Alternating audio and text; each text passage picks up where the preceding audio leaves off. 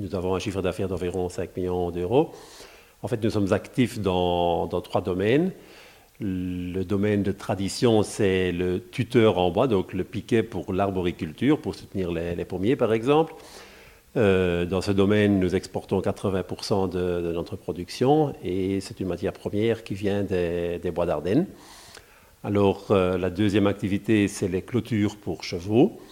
Là, nous montons aussi des clôtures, plus ou moins 400 km à la ronde. Et par exemple, l'année dernière, on a monté 35 km de clôture. Et la troisième activité qui est la plus récente, depuis fin des années 90, nous faisons des constructions en bois, donc des maisons ceinture bois, mais aussi des maisons passives, donc des maisons sans chauffage, mais aussi des carports, des étables, des abris pour chevaux, donc toutes sortes de constructions.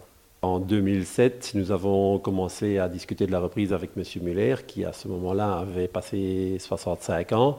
En janvier 2009, on a signé finalement la reprise. La solution finalement retenue, c'était 50% de parts pour mon associé et 50% pour moi, et 2%, pas 2%, 2 parts pour la Hausbergen Invest qui nous a aidés.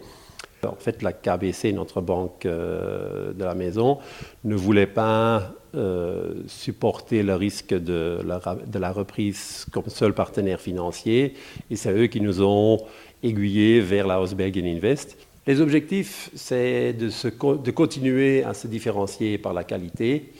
Et nous voyons encore une marge de progression au niveau des clôtures de chevaux. Là, il y a encore un marché à prendre. Et aussi, certainement, dans les constructions en bois en général, c'est un domaine qui est encore en forte croissance, pas seulement en Belgique, et où nous comptons aussi encore engager du personnel et investir dans les infrastructures.